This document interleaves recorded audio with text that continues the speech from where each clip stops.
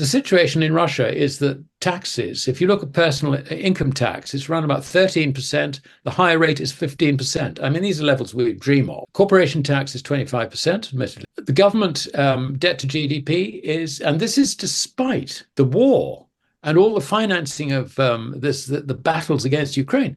Debt to GDP is only 21 or 22%. So you can see that actually Russia is in an amazing situation, and she can easily go onto a gold standard. And she has been pushing for this. She wanted to get gold, a gold-backed currency onto the agenda at the last BRICS meeting, but it was turned down by China and India. Alasdair Macleod, who has extensive experience as an investment manager and executive director of an offshore bank in Guernsey, discusses the potential benefits of Russia adopting a gold standard. From a technical perspective, Alasdair Macleod explains that Russia could greatly benefit from adopting a gold standard. Given Russia's low tax rates and manageable debt-to-GDP ratio, the country is well positioned to implement this transition despite ongoing conflicts. According to the World Gold Council, Russia is now the second largest producer of gold, at 324.7 tons in 2023, behind China at 374 million tons. Russia is expected to increase its production of gold by 4% a year until 2026. Since 2013, Russia has been preparing for Western sanctions and has managed to isolate its economy from transactions requiring American dollars. In early 2022, Russia pegged its currency, the ruble, to gold, and 5,000 rubles will now buy an ounce of pure gold. The plan was to shift the currency away from a pegged value and into the gold standard, so the ruble would become a credible gold substitute at a fixed rate. In his analysis, Macleod notes that Russia has been advocating for a gold-backed currency. Still, the idea was rejected at the last BRICS meeting due to opposition from China and India. Regarding India's stance, Macleod notes its reluctance to challenge the West and its recent increase in gold reserves after years of resistance. He observes China's caution in avoiding actions that could weaken the dollar. Russia's vision for a BRICS gold-backed currency under President Vladimir Putin's leadership is a strategic response to the country's increasing global challenges, particularly in finance and trade. In recent years, Russia has encountered significant sanctions, including restrictions on its gold and energy sectors, and notably, its exclusion from the SWIFT international payment system. These sanctions have underscored the vulnerability of relying on global financial systems largely controlled by Western powers. Now, we present the clips of Alasdair Macleod's insights from his recent interview with Capital Cosm. Before we continue to delve into this discussion, please subscribe to our channel and activate the bell icon for timely updates. I mean, there are senior Russians who do understand the benefits of putting the currency on a gold standard. I mean, I'll give you an example as to why it really would be very, very good for Russia. At the moment, the central bank's deposit rate is 16%, and that's what's needed to stabilize the ruble. If the ruble went on to a gold standard, then practically for Russian banks, for example, Chinese banks, other banks, it would make sense for them to buy gold in the West, where the yield is 2%, sell it to the Central Bank of Russia in return for rubles, which linked to gold is a gold substitute, and they're picking up 14% on the way. What's not to like? Yeah. That is actually the way in which you manage a gold standard. You don't use interest rates to try and manage the economy. You use interest rates to manage your gold reserves. And that was learned the hard way in the wake of the 1844 Bank Charter Act in the UK, because it failed something like 3 times before they actually realized that you don't use interest rates to try and manage an economic outcome or to manage the banking system. What you do is use it to exclusively manage your gold reserves, and then you don't have a problem. So on that basis, it's very easy for Russia to stabilize her situation. And just think of the benefits. Interest rates would then decline. Russians in business would find that they can, if you like, their business calculations become a lot more profitable. It means that they will be able to cut the cost of their output and all the rest of it. It would be like another industrial revolution. I mean, it would be fantastic for Russia. And it would actually get her away from having to rely on the export of commodities in order to have a surplus on A, her balance of trade, and B, on her budget. I mean, the situation in Russia is that taxes, if you look at personal income tax, it's around about 13%. The higher rate is 15%. I mean, these are levels we dream of. Corporation tax is 25%, admittedly. The government debt to GDP is, and this is despite the war and all the financing of the battles against Ukraine, debt to GDP is only 21 or 22%. So you can see that actually Russia is in an amazing situation, and she can easily go onto a gold standard. And she has been pushing for this. She wanted to get gold, a gold-backed currency onto the agenda at the last BRICS meeting, but it was turned down by China and India. India does not want to upset the West. India is not in a position, really, to consider a gold standard because she's been in denial about gold for God knows how long. She's tried to stop her citizens from buying it. It's only recently that she started increasing her gold reserves once she realized the geopolitical situation she was in. As far as China is concerned, it's clear that China does not want to rock the boat. China does not want to poke the American eagle, as it were, being responsible or partly responsible for the collapse of the dollar.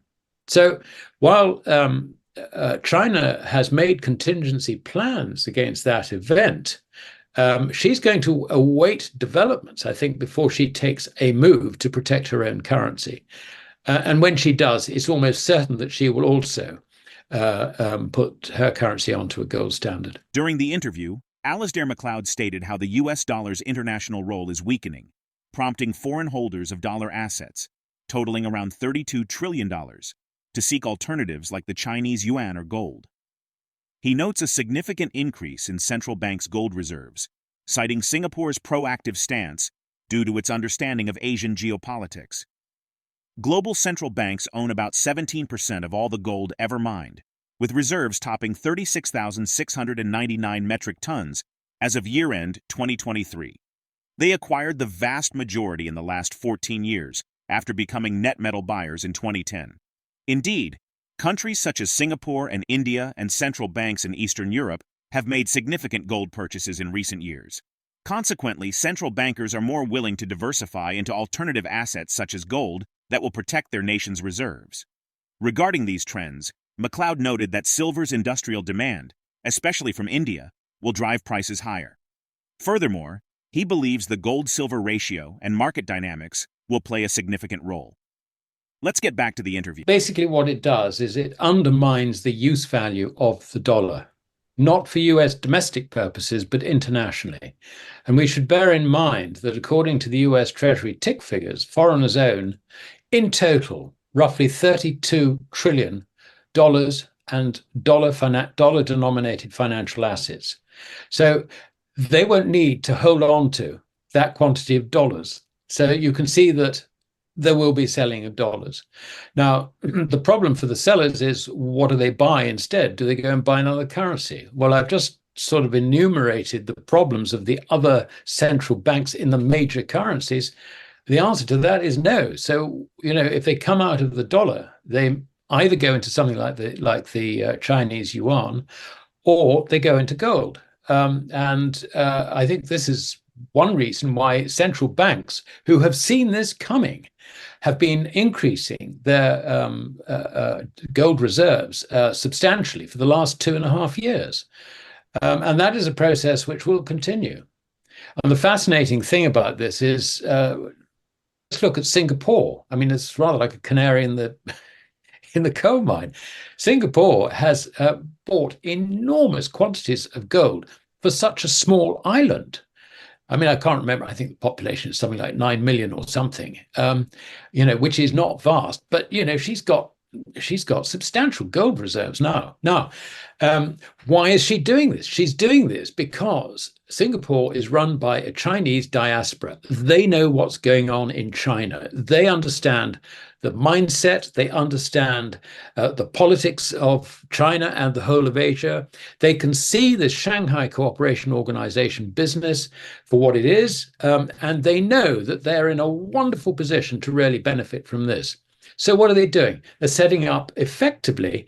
Not only are they setting up to protect their own currency from the demise of the dollar, which inevitably will follow, and of course all the other dependent currencies, but also they will probably become the non-Chinese regional center for gold trading. I think they plan to go in that direction. It's fascinating because silver really is entirely an industrial metal. I mean, if it was being priced as money, then the gold-silver ratio would be back to where it was at the time of Sir Isaac Newton or whatever. I mean, we'd be looking around about 15 times, something of that order. As it is, it's 78 times, so it's not priced as money at all. But the fascinating thing is that when gold rises, it rises twice as fast, or nearly twice as fast on average. The problem is that when gold stops rising, it tends to fall. But then it's very much a manipulated market. I reckon the Chinese have controlled the price very effectively for some considerable time.